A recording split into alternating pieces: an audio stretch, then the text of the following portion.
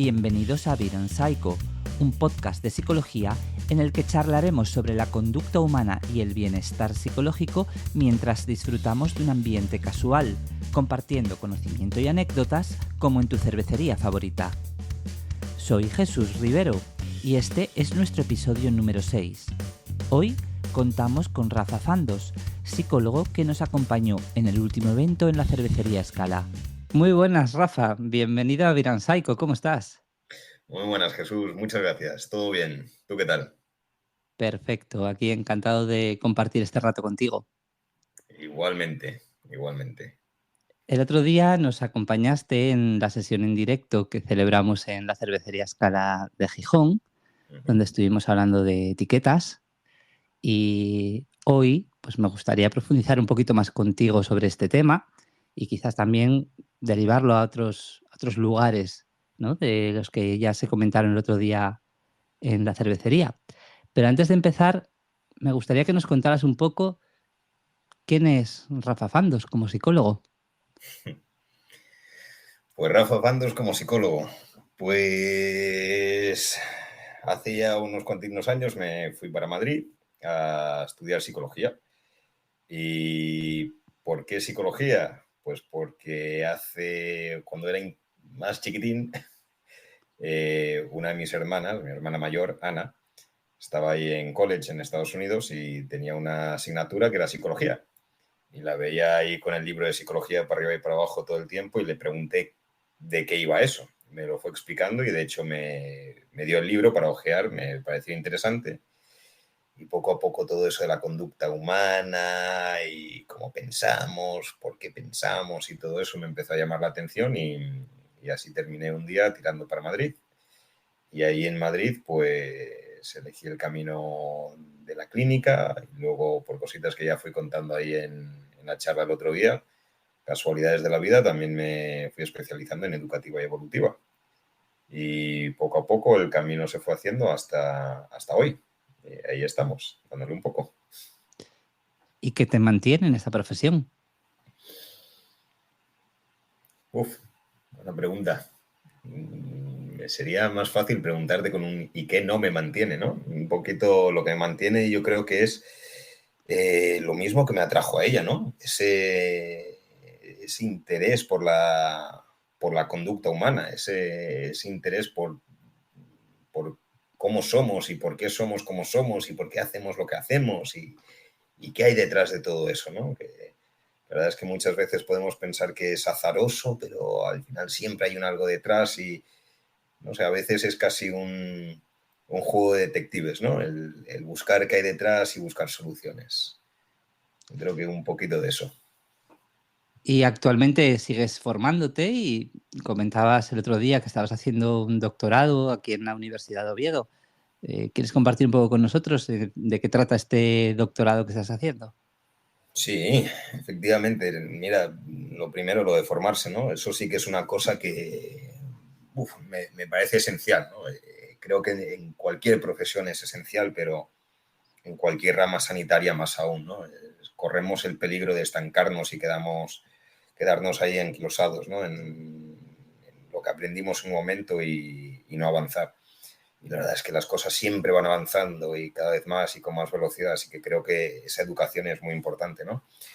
Cuando ya estaba en la carrera, incluso antes de terminar, ya me estaba metiendo en otros cursos, en expertos y cosas y desde que salí no paré, que sí, máster por aquí, máster por allá, experto por aquí, el curso este que me parece interesante.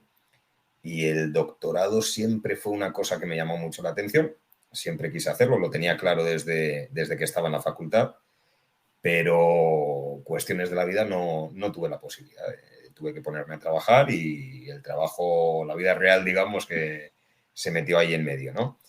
Y antes de la pandemia estuve a puntito de meterme, ya tenía un pie dentro, pero saltó la pandemia y por recomendación de una profesora de la universidad, que fue una gran recomendación, me dijo, mira, Rafa, no sabemos cómo van a ser las cosas ahora mismo con la pandemia, así que yo que tú me olvidaba del doctorado. Métete a hacer otro máster online para sacar un poco más. Si quieres ese trabajo fin de máster, ve orientándolo a lo que quieres hacer en el doctorado y tirar para adelante. Y cuando ya sepamos de qué va todo, pues para adelante, ¿no?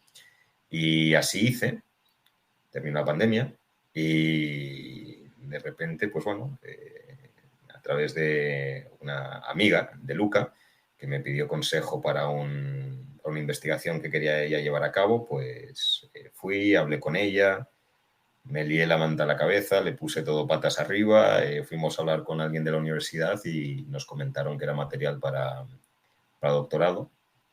Ella al final, cuestiones laborales, no pudo seguir adelante, pero yo sí.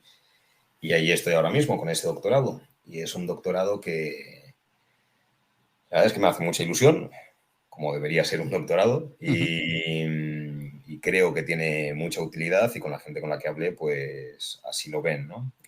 Todo surgió a raíz del el desarrollo y la puesta en marcha de un sistema de intervención a nivel educativo vamos, orientado sobre todo a niños con cáncer, ¿no? A nivel de estigmatización con niños con cáncer. Y en las primeras fases, pues claro, había que buscar una herramienta para llevar a cabo un pre-test y un post-test. Y me llevé la grandísima sorpresa de ver que, vamos, no había material, no había nada de material. Y buscando encontré únicamente una escala medianamente actualizada que se desarrolló hace, ahora este año, 10 años, para lo que es el estudio del estigma en cáncer de adultos en población no paciente, que es lo que nos interesa en este caso, ¿no? Pero era una herramienta que se desarrolló en Inglaterra y curiosamente solamente se tradujo y validó para poblaciones muy dispares y muy alejadas de la nuestra, ¿no? Es decir, en Turquía, Japón, Tanzania creo que era otra, Nepal, pero nada en Europa. Así que bueno, dije, oye, mira, habrá que coger y traducir, adaptar esta escala a población española y una vez que tengamos eso, llevarlo a cabo para población infanto-juvenil, que ese paso ya sería la primera y única escala que habría para población infanto-juvenil para medir este nivel de estigma, ¿no? Hacia el cáncer. Y con todo esto y hablando con otros profesionales del campo que conozco a través del SIOP, del CCI y demás, pues la Universidad Médica de Viena mostró mucho interés también. Vamos a llevar a cabo una colaboración y ahora mismo no está nada cerrado, pero hay otra investigadora de la Universidad de Yale en Estados Unidos que quiere tirar por esta línea también, que quería llevar a cabo una traducción también al castellano. Lo que pasa es que, bueno, con las distintas realidades culturales que tenemos entre España y los países hispanoparlantes, pues claro, la traducción, pues bueno, era un poco compleja para ella y estamos echando un cable y mirando un poquito cómo va todo eso, ¿no? Pero bueno, tenemos ahí una maratón por delante bastante larga, pero bueno, nos hace mucha ilusión y creemos que podemos meterle bastante utilidad después. Genial, suena mucho trabajo y un trabajo súper, súper interesante, seguro, y muy valioso de cara al futuro. Enhorabuena por ello. Muchas gracias, muchas gracias. El otro día estuvimos hablando de etiquetas, ¿verdad? Sí. Y una de las primeras preguntas que hiciste al público asistente es ¿qué es una etiqueta? ¿Qué te parece si nos defines tú lo que es una etiqueta? Pues te voy a responder de la misma manera que me respondieron con la primera respuesta que me dieron ahí. Eso que tenemos colgado en la ropa, ¿no? Y eso que tenemos colgado en la ropa, ¿qué es? Pues es algo que nos da unas instrucciones, ¿no? Nos dice información, nos da información sobre ese producto, ¿no? El material del que está fabricada esa camiseta, cómo se debe lavar esa camiseta, sobre todo cómo no se debe lavar esa camiseta si quieres mantenerla en la talla S en vez de una XXS, cómo tratarlo, ¿no? Pues eso es igual una de las etiquetas que más vemos, ¿no? En nuestro día, ¿no? Justamente todos los días, cuando nos vamos a poner esa camiseta o esos vaqueros. Pues bien, eso es lo mismo que esas etiquetas sociales, ¿no? Esas etiquetas, si quieres, más psicológicas, de las que hablábamos el otro día, ¿no? Esas etiquetas que a veces sin darnos cuenta, otras veces queriendo, a veces queriendo hacer el bien, otras veces no queriendo hacer tanto bien, pues nos dedicamos a poner aquí y allá, ¿no? Etiquetas que sirven para definir de manera más general o más particular ciertos aspectos de una persona o incluso intentar definir la totalidad de esa persona, ¿no? Etiquetas que también, como estuvimos hablando en la charla, cuando nos podemos definir según qué particularidades de esa persona, como puede ser una etiqueta diagnóstica, empezamos a intentar definir ciertas características más o menos concisas y a la par, pues cómo se debe lavar, ¿no? Cómo se debe tratar, cómo se debe planchar, cómo debemos de tratar a esta persona, cómo no lo debemos hacer. Y eso es una etiqueta. Lo que pasa es que a veces esas etiquetas nos pueden limitar mucho, ¿no? En cómo tratamos ese producto o esa persona. Efectivamente, como dices, dentro del campo de la psicología, el uso de las etiquetas está como muy extendido. Estaría bien quizás que podamos revisar, ¿no?, lo que significan esas etiquetas diagnósticas. Pues, por ejemplo, ¿qué utilidad o qué utilidades crees que tienen? Tanto para el profesional como para la persona que recibe la etiqueta. Sí. Lo hablábamos un poco el otro día, ¿no? La utilidad de las etiquetas. Pues sin querer ser pesado, pues vuelvo a la comparativa, ¿no? De esa etiqueta de ropa. ¿Qué utilidad puede tener esa etiqueta que muchos de nosotros lo cogemos y arrancamos nada más llevarnos la camiseta a casa, ¿no? Pues oye, si no tienes cierta pericia, pues sirve para no poner la camiseta de algodón a 80 grados en la lavadora y que te encoja, ¿no? O perder los colores o de repente reventar una camiseta de seda, ¿no? Planchándola. Las etiquetas son útiles, claro que sí. Son útiles porque, bueno, sirven a sus propósitos. En nuestro caso, en una cuestión clínica, pues desde luego que sirve, ¿no? Para esos diagnósticos, para poder hablar un lenguaje, ¿no? Un lenguaje común entre profesionales. Ahí hablaba el otro día sobre la ética, ¿no? La importancia de la ética del profesional a la hora de utilizar, de emplear unas etiquetas, ¿no?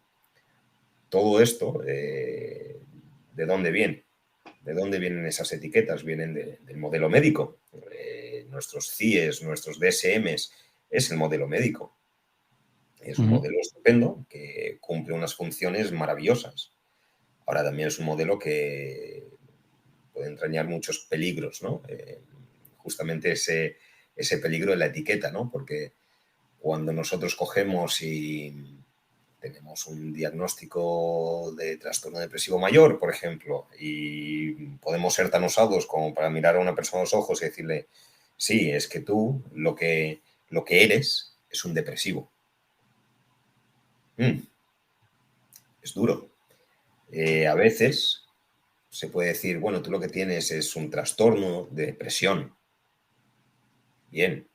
Y automáticamente la persona eso dice, entonces soy una persona deprimente o soy una persona depresiva, soy una persona triste. Y ahí es donde entramos en ese juego de que etiquetar es ser. Nos convertimos en lo que la etiqueta nos dice que somos, ¿no? Y cuando eso encima lo llevamos más allá y llegamos a un ámbito más social, no solamente individual, empezamos a ver que se modifica la conducta entre unos y otros y creamos conductas sociales simplemente para formar parte de. Es decir, creamos grupos en base a etiquetas, ¿no? Es que tenemos a este grupo que son pues los depresivos, tenemos a estos que son los que tienen ansiedad, tenemos a estos que son los alcohólicos, tenemos a estos otros que son los drogodependientes, etcétera. Miles de etiquetas. Y luego, claro, si yo formo parte de este grupo, yo debo actuar de esta manera. Sí, claro, tenemos ahí un problema muy gordo, ¿no? Sobre todo cuando de repente las personas ajenas al campo, ¿no? Empiezan a utilizar esas etiquetas también y empiezan a utilizar esas etiquetas para definir para definir encima sin verdaderamente conocer de lo que están hablando. Así que llegamos a definir sin conocer, empezamos a etiquetar a personas que comienzan a ser por esas etiquetas, como estaba diciendo, y entramos en un batiburrillo tremendo y muy peligroso que nos aleja mucho de nuestro origen, ¿no? Que es sencilla y llanamente ayudar, intentar eliminar toda esa sintomatología, ¿no? Intentar eliminar lo que nos llevó a esa etiqueta en el primer lugar. Es muy interesante esto que nos estás diciendo, porque al final también estás hablando del papel de la cultura en las etiquetas, ¿no? En la cultura en la que vivimos. ¿Cuál crees, en realidad, que es este papel, sobre todo en la interpretación, ¿no? Y en la aplicación de esas etiquetas diagnósticas en psicología? Me parece que tiene un papel fundamental. Es un papel tremendo el de la cultura. Dentro de... Bueno, iba a poner un ejemplo muy lejano, ¿no? Iba a comparar culturas como la nuestra, como la cultura española, con culturas, por ejemplo, como la japonesa, ¿no? Pero no hay que irse tan lejos. Mismamente comparemos nuestra cultura mediterránea con la cultura nórdica. Hay diferencias culturales tremendas en etiquetados sociales del día a día, más allá cuando vamos a otro tipo de etiquetados, ¿no? Cuando nosotros vemos, por ejemplo, ese etiquetado que iba a poner de ejemplo, la cultura japonesa, automáticamente vemos cuando oímos hablar de esas huelgas que hacen a la japonesa, ¿no? Que empiezan a trabajar y trabajar y trabajar y cómo son y cómo solamente viven para trabajar y tienen tantísimos problemas después de ansiedad, problemas cardíacos y demás por su cultura del trabajo, a nosotros eso nos parece una barbarie y lo denominamos como tal, barbarie. Nuestra cultura es incapaz de entender eso porque no compartimos los mismos valores, no compartimos la misma manera de ver las cosas. En cambio, para ellos eso es la normalidad. Y en cambio, ellos cuando echan una mirada para acá, como muchas otras personas, ¿cómo nos ven? Como holgazanes que nos dedicamos a estar el día entero fuera. Si comparamos culturas nórdicas con la nuestra, bueno, conocidos que tengo yo, que son de Dinamarca, de Noruega, por ejemplo, Alemania, para estar un poquito más cerca, ¿no? Simplemente por su cultura, una cultura establecida también en parámetros que geográficos, ¿no? Por su localización. Tienen una climatología peor y demás y no se presta a estar, por ejemplo, en la terraza tomando una cerveza. Por lo tanto, están más en casa. Son unas culturas mucho más familiares, ¿no? En cambio, nosotros no. Nos dedicamos a estar más fuera porque podemos disfrutar de eso. A sus ojos, nosotros no somos familiares, no somos, no voy a decir que no somos familiares, pero no somos familiares desde el punto de vista de sus etiquetas de lo que implica ser familiar, ¿no? De pasar ese tiempo juntos, en familia, en casa, juntos, disfrutando todos juntos. ¿No? Nosotros podemos estar en familia, pues en grupos de amigos, con los niños o lo que sea, jugando ahí fuera, mientras nosotros nos tomamos una caña, ¿no? Por lo tanto, los etiquetados dependen, desde luego, al 100% en la cultura. Totalmente, completamente. Qué interesante todo esto, pero el tema cultural siempre es un factor a considerar, ¿verdad? Y antes también hablabas sobre, por ejemplo, relacionándolo con el tema de tu tesis, ¿no? Sobre el tema del estigma. Sí. ¿Cuáles serían los riesgos un poco asociados con, pues, sobreutilizar las etiquetas, ¿no? Y la estigmatización que pueda haber con ciertas etiquetas diagnósticas? Es un poquito lo que comentaba antes, ¿no? El otro día, la semana pasada, creo que fue, hablaba con un compañero de trabajo mío, con Steve, que es médico. Tiene un perfil muy interesante, además. Tiene un recorrido muy amplio y tuvo la suerte justamente de trabajar en diversos países. Él es inglés, trabajó en Escocia, trabajó en Gibraltar, lleva en España muchísimos años, la mitad de su vida casi, si no más, pero también estuvo trabajando en Dinamarca.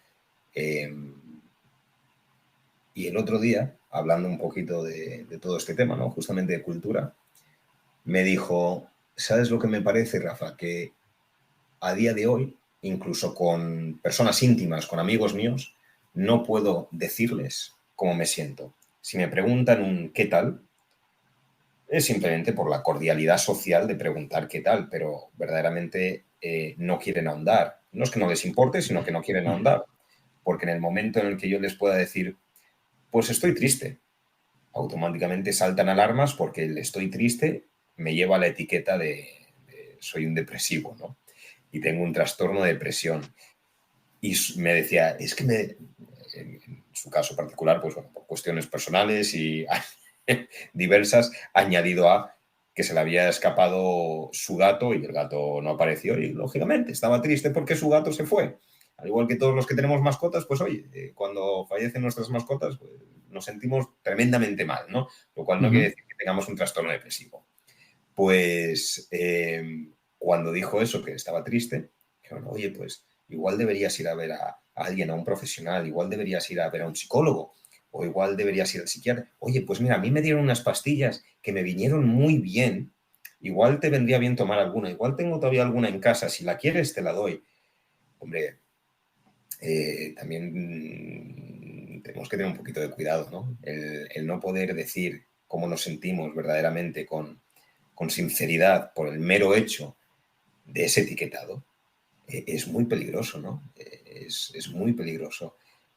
Pasa con trastornos de ansiedad, ¿no? Fobias. Hombre, hoy en día todo el mundo tiene fobia a cualquier cosa que no le gusta. Yo no soy un amante de las arañas, no me dedico a acariciar arañas cada vez que veo una. No es que me gusten ni me apasionan. No quiere decir que tenga una fobia hacia las arañas. Ahora, hoy en día, cualquier cosa que no te guste, cualquier cosa que te genera un poco de rechazo, ya tienes una fobia y soy un fóbico. Necesito tratamiento. Me pasa en consulta. Tengo ahora mismo una persona que añadió el otro día de repente, no, es que claro, ahora tengo fobia a las arañas. ¿Desde cuándo? No, es que no me gustan. A mí tampoco. No pasa absolutamente nada. No hace falta que te las acaricies ni que te dediques a tenerlas ni coleccionarlas, ¿no?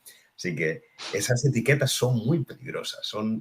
Pueden serlo, no siempre, ¿no? Pero sí que nos pueden llevar a un camino, pues bueno, preocupante y que luego nos lleva a estigmatizar, ¿no? Justamente con esto que hablamos, depresión, ansiedad, bueno, uno que por desgracia es bastante común, el alcohol. Somos un país que es muy tendente a un consumo más bien elevado del alcohol. Si nos comparas con otras culturas, pues oye, el uso que se hace en España del alcohol es bastante grande y además muy social, muy social. Raro es, siendo sinceros, no conocer a alguien que no haya cogido una buena menopea el otro día. ¿Quiere decir eso que de repente es un alcohólico? Pues bien, yo me lo plantearía porque esa palabra tiene muchas connotaciones, muchos peligros asociados, ¿no? Eso es un estigma. El momento en el que tú llamas a esa persona alcohólica o dices que esa persona tiene un problema con el alcohol por haberse pillado una borrachera una vez, pues bueno, igual lo que vas a terminar consiguiendo es que verdaderamente termine desarrollando problemas con el alcohol porque se va a estigmatizar a sí mismo, se va a colocar dentro de ese grupo social, ¿no? Es decir, va a modificar su conducta sin darse cuenta muchas veces para formar parte de ese grupo de alcohólicos, porque claro, ahora todos dicen que soy alcohólico, porque oye, me pillé una menopea importante este día, ¿no? Es típico el dicho este, ¿no? Como se dice, atropelló un perro y me llaman mataperros ahora, ¿no? Sí. Pues claro, es un poco eso, ¿no? Así que hay que tener cuidadito con eso, ¿no? El tema que lo lanzabas hacia el doctorado, ¿no? El estigma, ¿no? La escala esta que estamos utilizando ahora mismo tiene preguntas que son muy interesantes. Partió de más de 80 ítems y se redujo a unos 20 ítems más o menos. Pero es que es tan duro a lo que se puede llegar que hay preguntas como, oye, ¿y una persona con cáncer tiene derecho a que se le retiren las ayudas económicas financieras de un banco? Y os sorprenderíais al ver las respuestas, ¿eh? sorprenderíais. Porque claro, si total, esta persona nos está chupando dinero o esta persona total va a morir, ¿por qué tenemos nosotros que pagárselo todo, no? ¿Todos los pacientes con cáncer van a morir? ¿No tienen tanto derecho como tú a otra cosa? Se lleva un discurso que en ocasiones puede ser muy peligroso, muy, muy peligroso. Sobre todo porque en algún momento, igual nosotros estamos en el centro de esa diana. Si nos vamos, Rafa, adentro de ya una persona que ya haya recibido una etiqueta diagnóstica, ¿vale? Y empieza pues, un proceso terapéutico. Evidentemente, no todos los procesos terapéuticos comienzan con una etiqueta diagnóstica, ¿no? Ni a veces es ni necesaria para hacer un proceso terapéutico. Pero sí es cierto que hay personas que ya han recibido una etiqueta diagnóstica. ¿Crees que esa etiqueta diagnóstica facilita, en cierto modo, la planificación de un tratamiento psicológico? Puede, desde luego que puede facilitarlo, pero yo tengo quiero pensar que la sana costumbre, pero puede ser la mala costumbre, que si me viene alguien, digamos, de rebote, es decir, me viene alguien ya con esa etiqueta diagnóstica, yo siempre sospecho. Es decir, me parece muy bien que te hayan diagnosticado X o Y, pero yo quiero llevar a cabo el diagnóstico. Y tal y como acabas de decir tú, no siempre necesitamos esas etiquetas a la hora de llevar a cabo el diagnóstico. Por lo tanto, si yo llevo a cabo un diagnóstico, pues muy bien, llevo a cabo el diagnóstico y le comunico después a la persona qué es lo que opino y cuáles son las maneras que considero que vamos a tener que utilizar para proceder. Y ya está. Pero si nos pueden ser útiles, sí, y también pueden no serlas. De hecho, podemos descubrir falsos diagnósticos o directamente diagnósticos completamente erróneos. ¿Y no crees que pudiera ser que esa etiqueta diagnóstica sea la que marque la planificación de la terapia de la persona, del tratamiento de la persona, y no los problemas que presenta la persona y la persona en sí misma? O sea, no desligaría a la historia de la persona, al individuo, ¿no? Que es quien recibe esa ayuda psicológica, y sería una especie de terapia de manual, porque si tiene un diagnóstico de depresión, para depresión hay que hacer esto, esto y esto. Para la ansiedad hay que hacer A, B y C, y así sucesivamente. Y desligaríamos un poquito a lo que es la terapia individualizada, con un buen análisis del caso de la persona. Sí, a ver, yo incido en lo mismo, ¿no? Acabas de decir una cosa que para mí es completamente esencial en cualquier proceso terapéutico, y es la terapia individualizada. Por lo tanto, a mí que me vengas con un diagnóstico X, el manual está muy bien, pero el manual es una guía. No nos olvidemos eso. Lo siento, pero no podemos tratar a todo el mundo de la misma manera. Cada persona es un individuo y cada individuo tiene su propio contexto. Y nuestras recetas, nuestras maneras de actuar con una persona u otra tienen que variarse de manera individualizada, porque es que las realidades de todas las personas son distintas. Nos podemos guiar por un camino, totalmente de acuerdo, perfecto, pero no vamos a poder actuar de manera eficiente con todo el mundo si nos guiamos bajo los mismos principios terapéuticos, y ese terapéuticos lo entrecomillo, ¿no? Y ahí creo que hay que incidir mucho en esa palabrita que acabo de decir, de eficiencia, ¿no? Todas estas metodologías de intervención que asociamos a distintos trastornos, a distintas etiquetas diagnósticas, si quieres, son métodos eficaces para tratar estos diagnósticos, no por ello eficientes. Para hacerlos eficientes tenemos que individualizarlos. Tenemos que llevar a cabo un análisis individualizado de cada caso. Otra cosa es que queramos hacerlo, que tengamos el tiempo para hacerlo o queramos ser éticos o no. Pero creo que la individualización en nuestro campo es muy importante.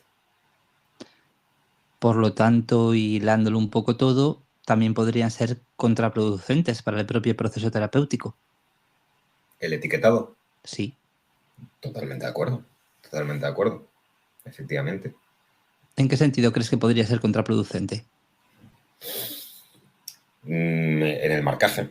En el marcaje. Automáticamente una persona, no siempre, ¿eh? Es decir, tal y como acabo de decir, estamos hablando de individuos, ¿no? No todo el mundo va a actuar de la misma manera, pero bueno, por el bien de la conversación vamos a generalizar, ¿no? Sí es cierto que en el momento en que tú le digas a una persona bueno, que sufre, digamos, un trastorno depresivo, esa persona va a empezar a actuar como ella considera que es una persona depresiva. Si tú diagnosticas a una persona con un trastorno de ansiedad X, va a empezar a actuar según lo que esa persona considere que actúa una persona con ese trastorno de ansiedad X. Por lo tanto, tú puedes tener en tu cabecita terapéutica el recorrido perfecto para llevar a cabo la intervención perfecta con esta persona sin darte cuenta que automáticamente, por poner esa etiqueta, estás generando nuevas pautas de conducta que van a empobrecer toda tu intervención. Así que hay que tener mucho cuidado con eso porque a veces el terapeuta puede convertirse también en parte de ese mal. El etiquetado, como decías antes, es el etiquetado diagnóstico, ¿no? Que estamos hablando ahora. Sí. Es clara herencia del modelo biomédico que casi es imperante, ¿no? en la intervención clínica, y que, bueno, estamos aquí los conductistas intentando siempre ir hacia otro sitio, hacia un modelo más conductual, más contextual, como se dice a día de hoy. Y hablamos de esto que puede ser contraproducente, ¿no? Y a la vez, a veces, ¿no crees que puede ser un alivio para la persona el recibir esa etiqueta diagnóstica? Que a la persona le ayuda de repente a ponerle nombre, precisamente a poner esa etiqueta a algo que le sucede. Sí, desde luego. El saber qué tengo, qué alivio, porque ahora ya sé qué es lo que me pasa. Así que ahora ya sé que sabiendo lo que me pasa, pues podemos trabajar sobre ello. Ahí creo que es donde entra parte de la pericia del psicólogo, el decir, vale, ya sabemos lo que hay, esto es más o menos lo que hay, vamos a ir por aquí y vamos a trabajar. Y vamos a trabajar, muy importante el vamos a trabajar, tú y yo. Yo no tengo ninguna varita mágica que va aquí a solucionar todos tus problemas, porque tú eres la persona verdaderamente que tiene todo ese poder de cambio, ¿no? Yo más bien te puedo dar unas pautas, te puedo dar unas guías y ya está, pero en última instancia eres tú, ¿no? quien lo lleva a cabo. No creo, al igual que te digo que sí que creo que esa etiqueta diagnóstica puede dar un alivio, sí, pero no creo que haya que tirar a una palabra específica, a una etiqueta en mayúsculas específica, con un nombre específico dado, sino una explicación. Una explicación. Dar un contexto a qué es lo que está ocurriendo, explicar qué es lo que está ocurriendo. Darle a la persona el alivio de saber que está con una persona que sabe lo que hay, sabe por dónde hay que tirar y que se puede solucionar. Ahí sí. Además, ese alivio yo creo que suele ser temporal, ¿no? La persona recibe el diagnóstico, recibe esa etiqueta, siente ese alivio porque ahora entiendo lo que me pasa, le he puesto nombre y apellidos, ¿no? Porque muchas veces tiene muchos apellidos, incluso los nombrecitos que se utilizan. Y sufre ese alivio temporal, o sea, al final la persona recibe una supuesta explicación. La cuestión está en que, no sé tú qué opinas al respecto, pero yo entiendo que las etiquetas diagnósticas simplemente, como comentaba el otro día también en la cervecería, no son descriptivas, no son indicadoras ni de causa ni de función. Y por lo tanto solamente describen, y por ello ese alivio que puede tener la persona suele ser un alivio temporal porque sí, ahora sé cómo se llama, pero no sé qué hacer con ello. ¿no? Mm. Me han dado aquí un cartel que me he puesto, pero no sé qué hacer con ello. Y en muchos casos puede llevar a la sobreidentificación de la persona con su cartel Ujú. y que genere pues una consolidación mayor de los problemas que pueda tener la persona.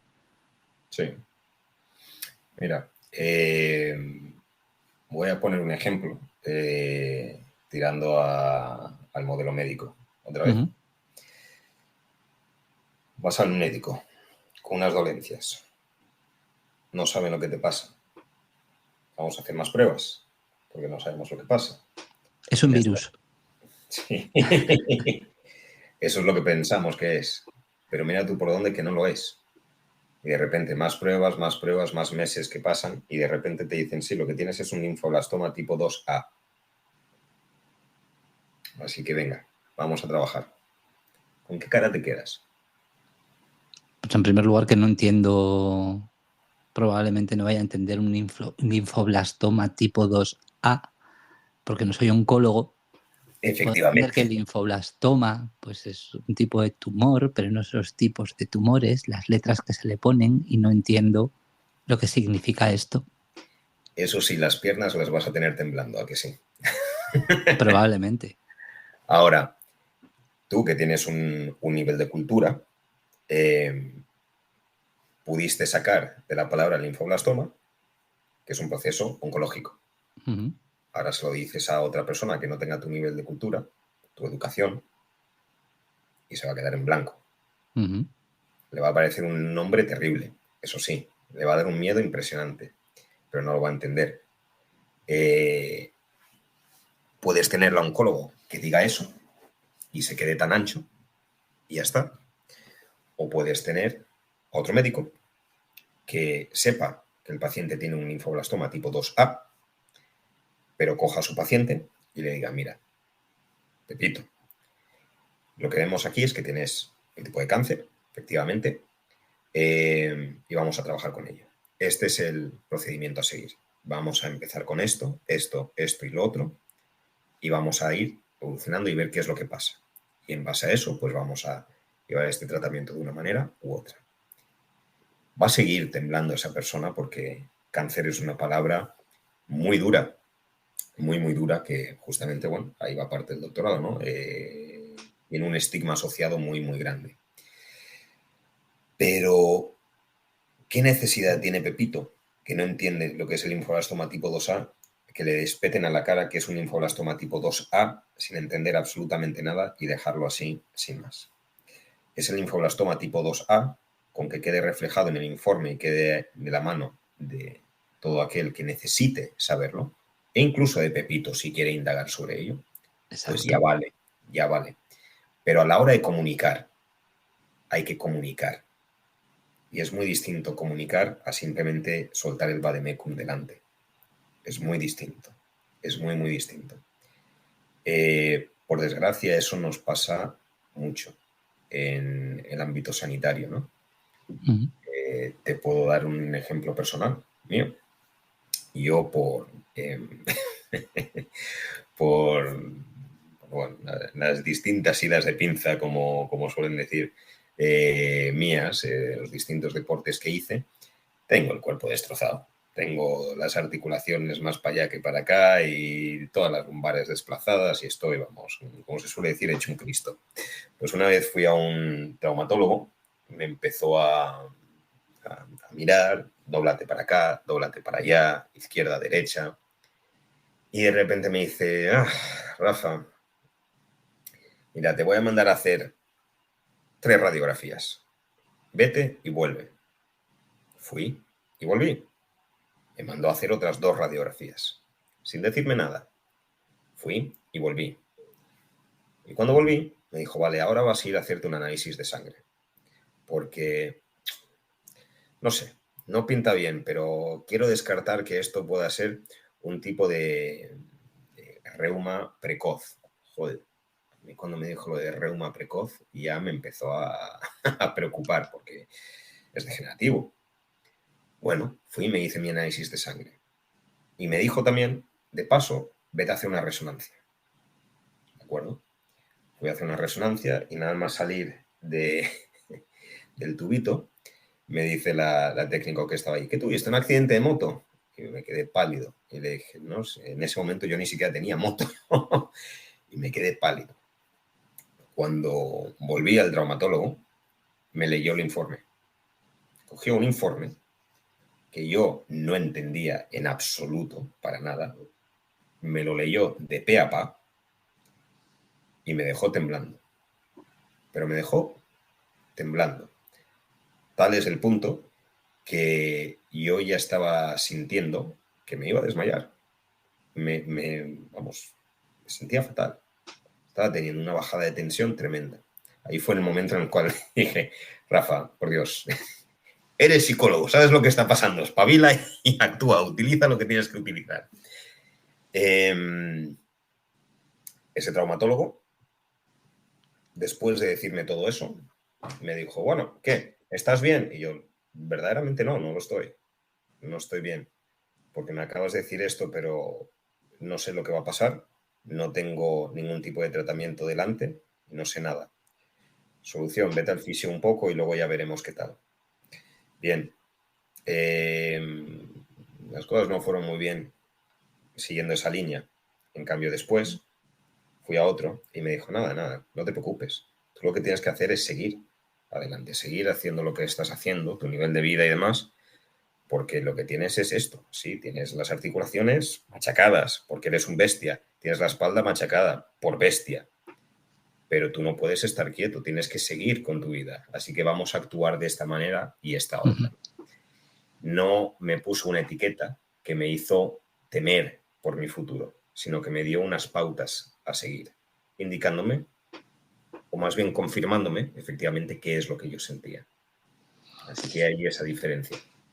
Sí, hay esa diferencia es importante, ¿no? También a la vez las analogías con las cuestiones médicas, ¿no? Nos acercan todavía más a ese modelo biomédico, dado que tal parece que estemos trabajando con enfermedades, ¿no? Este término horroroso de enfermedad mental, cuando los problemas psicológicos, pues evidentemente tienen una naturaleza radicalmente diferente a lo que se pueda considerar enfermedad, ¿no? Y esto se ve reflejado también en la práctica profesional, en muchos casos, que está muy guiada por ese modelo biomédico también, ¿no? De evaluación, diagnóstico, intervención, etcétera. Y el modelo de intervenir, la forma de intervenir, también puede estar guiada precisamente por una etiqueta o por varias, ¿no te parece? Totalmente. Y mira, ahí justamente con lo que estás diciendo hay una cosa que mira, para todos aquellos que se empeñen, que se empecinen en utilizar estas etiquetas diagnósticas de manera continuada como parte de su proceder, igual lo que habría que hacer es incluso aumentar esas etiquetas, especificar más que Más. esas etiquetas. Sí, con un... Tú mira por dónde, es paradójico, ¿no? Pero hay una cosa de la cual pocas veces se habla con el paciente, ¿no? Y es la diferencia entre estado y rasgo. Es una cosa que pocas veces se habla. Cuando una persona, te viene una persona cuyo marido murió hace 2 semanas y está en un proceso de duelo, bien, está en un proceso de duelo, está en un estado de duelo. Cosa distinta si estamos hablando de un duelo patológico, ¿no? Cuando una persona tiene un estado depresivo, es muy distinto a estar hablando de un rasgo depresivo. Hay que diferenciar mucho entre estado y rasgo. Así que para todos aquellos que se empecinen en utilizar estas etiquetas, por favor, sed un poquito más explícitos y etiquetáis más, pero indicando, oye, mira, esto es un estado. O bueno, esto podría ser un rasgo, por lo tanto vamos a proceder por aquí. Pero si veis que es un estado, por Dios, decídselo a la persona. Creo que muchas veces estas etiquetas, justamente lo que lo comentaste antes, te encasillan. No, muchas de estas etiquetas son simplemente momentos específicos a lo largo de nuestra vida. tened eso en cuenta, son estados. Por las situaciones que tengas en la aquí y en la ahora, te sientes así. Lo que viviste un poquito más atrás, o lo que creas que va a venir un poco más adelante, pero te sientes así aquí y ahora. No quiere decir que vayas a estar así toda tu vida. Y eso es una cosa muy importante para que lo entendamos. Muy, muy importante. Esto último de que son estados, ¿no? en los que estamos en este momento, sí que me gusta. Creo que también la diferencia hasta de estado raso nos daría para un episodio completo, para debatir sobre todo. Sería como súper interesante poder debatir al respecto. Y Rafa, con esto estamos llegando ya al final. Yo quiero agradecerte que me hayas acompañado este ratito aquí, este ratito nocturno, porque estamos grabando de noche ya. Las agendas que nos aprietan. Animales nocturnos. Bueno, yo no demasiado, pero cuando pues a la fuerza horca dicen, ¿no? Entonces a veces hay que hacerlo. Tú no duermes, Jesús. Tú no duermes, Jesús. Sí, yo duermo. Y afortunadamente he conseguido dormir bien. Algún día tendremos que hablar también en Vivan Psycho de tema de el sueño, que a mí es un tema que me resulta tremendamente interesante. Pues sí. Rafa, si quieren localizarte, tus redes sociales para preguntarte cosas o decirte cosas. Bueno, la verdad es que tengo ahí en Instagram, creo que el Facebook, la verdad es que ando desde hace bastante tiempo, bastante alejado de redes sociales, pero sí que tengo ahí Rafa-Fandos, es mi Instagram, la verdad es que lo poco que veo es lo que más veo, lo que me saltan las notificaciones. Y siempre me podéis encontrar ahí en mi consulta, en Oviedo, también las clínicas en Gijón y en Villaviciosa. Así que al alcance estoy de la mano del que quiera hablar un poquitito de lo que sea. Fantástico, pues muchísimas gracias. Gracias Rafa. a ti, Jesús. Gracias a ti. Es un gusto, de verdad. Un verdadero gusto. El gusto es mío. Hasta la próxima. Hasta la próxima. Muchas gracias por acompañarnos en el 6º episodio de este podcast. Podéis dejarnos vuestras impresiones en Spotify, iVoox y YouTube o en nuestras redes sociales, así como seguirnos junto a la Cervecería Escala y Educar Psicología. También os dejamos las redes de Rafa para que le hagáis llegar vuestras preguntas. Soy Jesús Rivero y esto es Vivan Psycho.